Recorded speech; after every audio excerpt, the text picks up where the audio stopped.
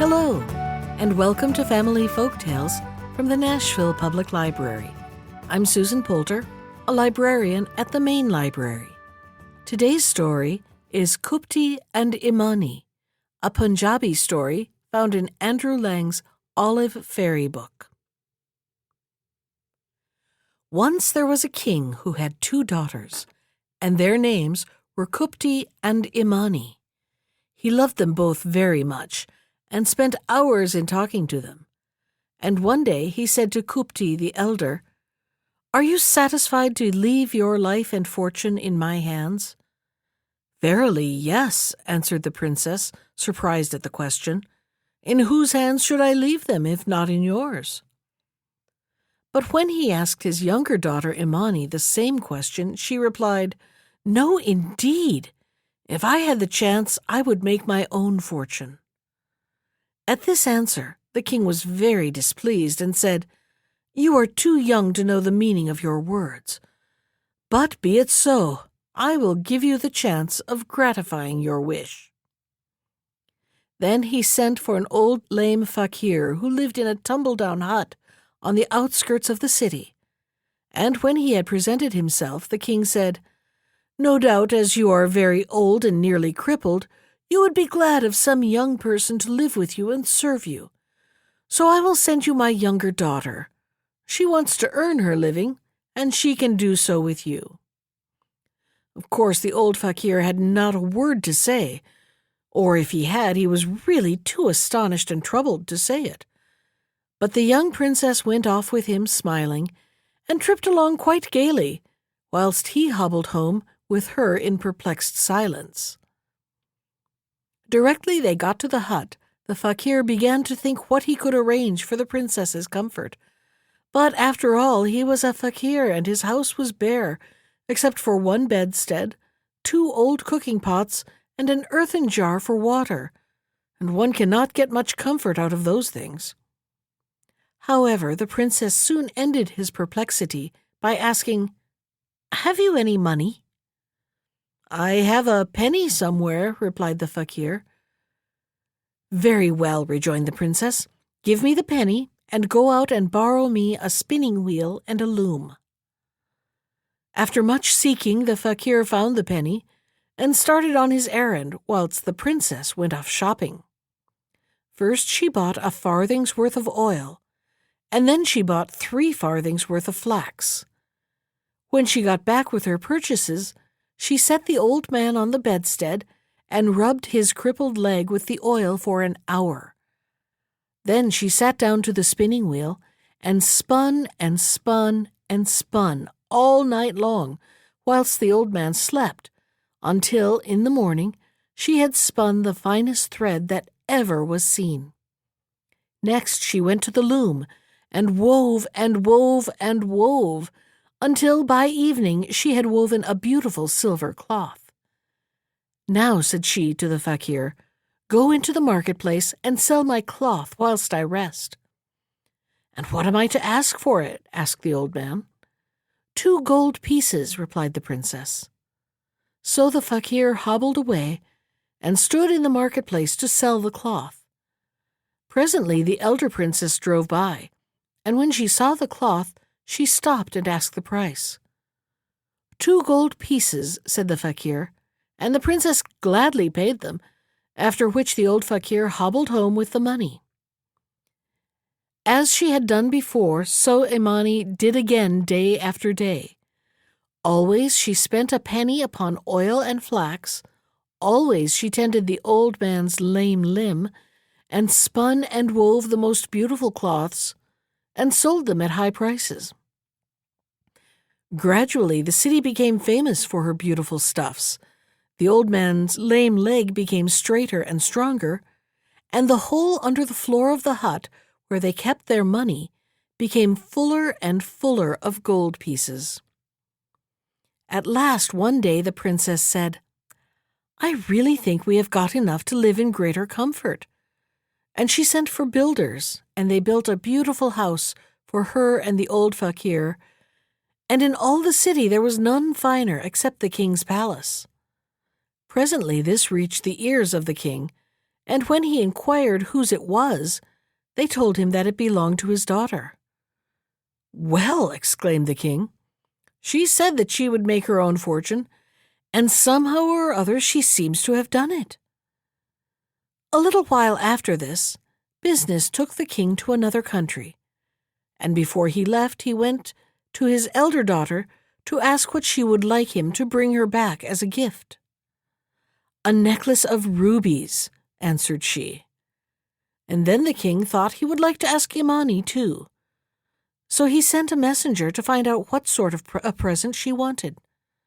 The man happened to arrive just as she was trying to disentangle a knot in her loom, and bowing low before her, he said, "The king sends me to inquire what you wish him to bring you as a present from the country of Dur."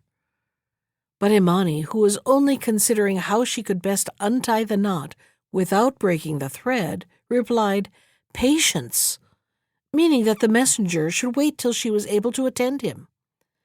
But the messenger went off with this as an answer, and told the king that the only thing the Princess Imani wanted was patience.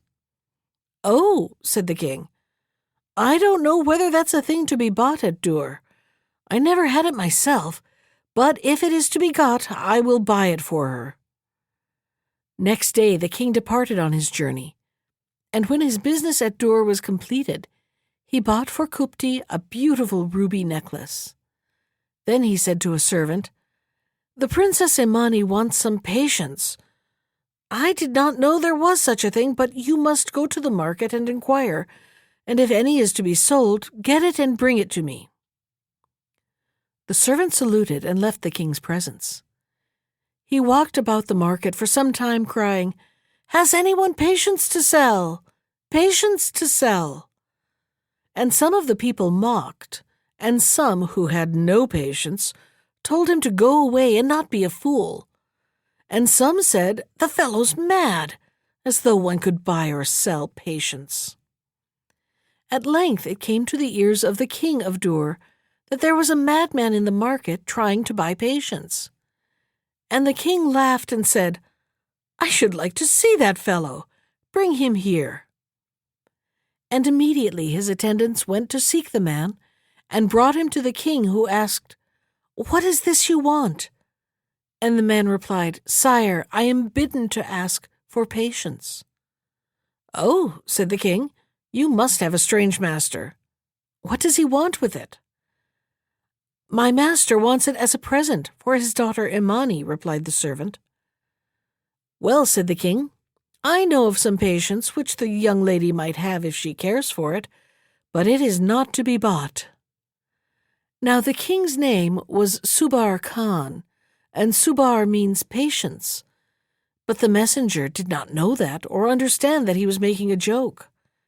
However, he declared that the Princess Imani was not only young and beautiful, but also the cleverest, most industrious, and kindest-hearted of princesses. And he would have gone on explaining her virtues had not the king laughingly put up his hand and stopped him, saying, Well, wait a minute, and I will see what can be done." With that he got up and went to his own apartments and took out a little casket. Into the casket he put a fan, and shutting it up carefully, he brought it to the messenger and said, "Here is a casket. It has no lock nor key, and yet will open only to the touch of the person who needs its contents. And whoever opens it will obtain patience, but I can't tell whether it will be quite the kind of patience that is wanted." And the servant bowed low and took the casket, but when he asked what was to be paid, the king would take nothing. So he went away and gave the casket and an account of his adventures to his master. As soon as their father got back to his country, Kupti and Imani each got the presents he had brought for them.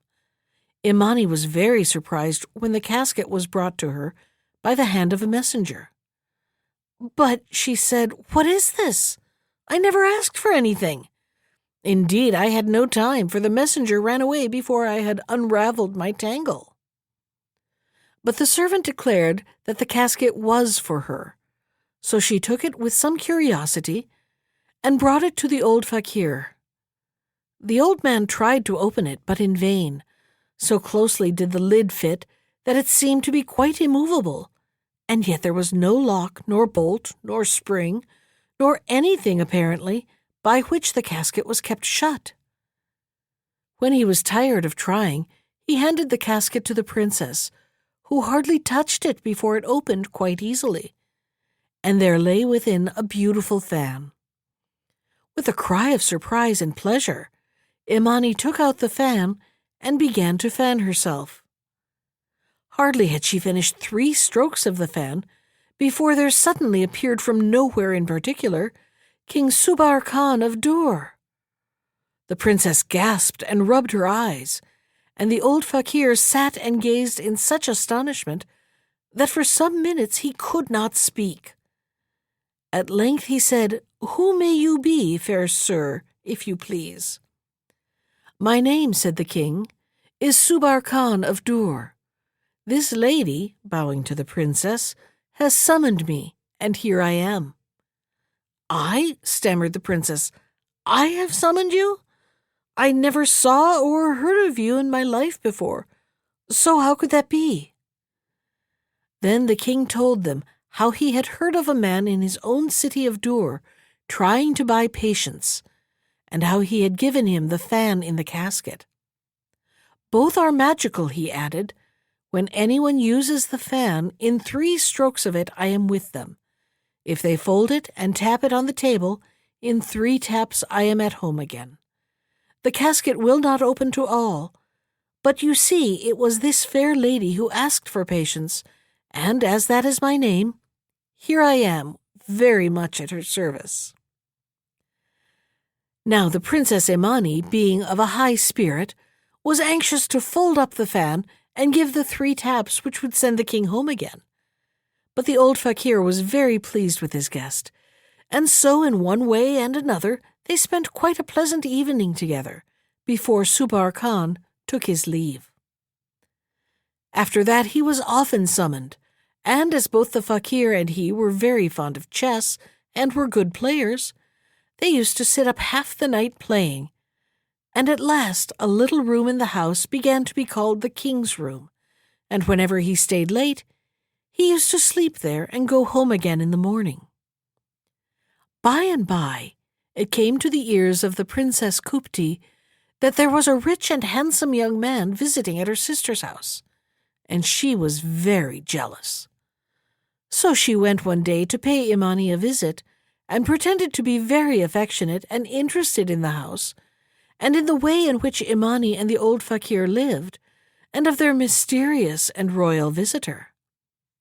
As the sisters went from place to place, Kupti was shown Subbar Khan's room, and presently, making some excuse, she slipped in there by herself, and swiftly spread under the sheet which lay upon the bed a quantity of very finely powdered and splintered glass, which was poisoned, and which she had brought with her concealed in her clothes.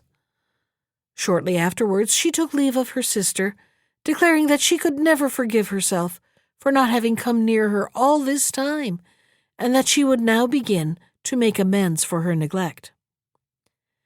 That very evening Subbar Khan came and sat up late with the old fakir playing chess as usual. Very tired, he at length bade him and the princess good night, and as soon as he lay down on the bed, thousands of tiny, tiny splinters of poisoned glass ran into him. He could not think what was the matter, and started this way and that until he was pricked all over, and he felt as though he were burning from head to foot. But he never said a word, only he sat up all night in agony of body and in worse agony of mind to think that he should have been poisoned, as he guessed he was, in Imani's own house. In the morning, although he was nearly fainting, he still said nothing, and by means of the magic fan was duly transported home again. There he sent for all the physicians and doctors in his kingdom, but none could make out what his illness was, and so He lingered on for weeks and weeks, trying every remedy that anyone could devise, and passing sleepless nights and days of pain and fever and misery, until at last he was at the point of death. Meanwhile, the Princess Imani and the old fakir were much troubled, because although they waved the magic fan again and again, no Subbar Khan appeared, and they feared that he had tired of them, or that some evil fate had overtaken him. At last, the princess was in such a miserable state of doubt and uncertainty that she determined to go to the kingdom of Dur herself and see what was the matter. Disguising herself in man's clothes as a young fakir, she set out upon her journey alone and on foot, as a fakir should travel. One evening she found herself in a forest and lay down under a great tree to pass the night. But she could not sleep for thinking of Subbar Khan and wondering what had happened to him. Presently she heard two great monkeys talking to one another in the tree above her head. "Good evening, brother," said one. "Whence come you, and what is the news?" "I come from Dur," said the other, "and the news is that the king is dying." "Oh," said the first, "I'm sorry to hear that, for he is a master hand at slaying leopards and creatures that ought not to be allowed to live. What is the matter with him?" "No man knows," replied the second monkey, "but the birds, who see all and carry all messages, say that he is dying of poisoned glass that Kupti, the king's daughter, spread upon his bed." "Ah," said the first monkey, "that is very sad news. But if they only knew it, the berries of the very tree we sit in, steeped in hot water, will cure such a disease as that in 3 days at most." "True," said the other. "It's a pity that we can't tell some man of a medicine so simple, and so save a good man's life. But men are so silly. They go and shut themselves up in stuffy houses, in stuffy cities, instead of living in nice airy trees, and so they miss knowing all the best things." Now, when Imani heard that Subbar Khan was dying, she began to weep silently.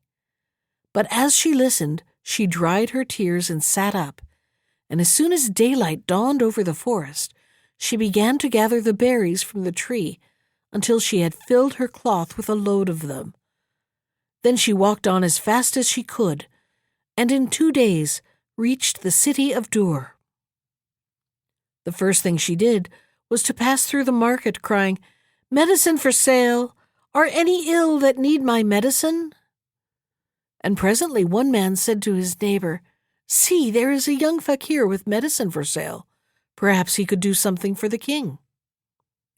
"Pooh," replied the other, "where so many graybeards have failed, how should a lad like that be of any use?" "Still," said the first, "he might try." And he went up and spoke to Imani, and together they set out for the palace and announced that another doctor was come to try and cure the king.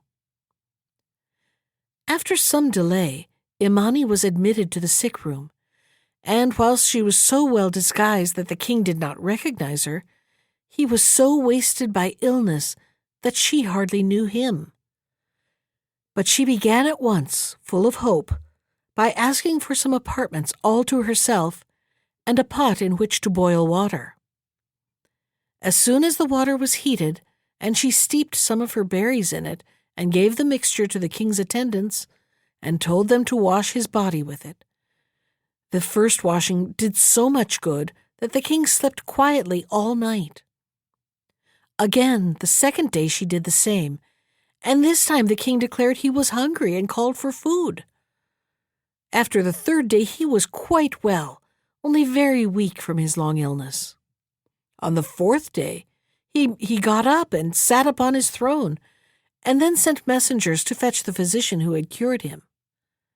When Imani appeared, everyone marveled that so young a man should be so clever a doctor, and the king wanted to give him immense presents of money and of all kinds of precious things.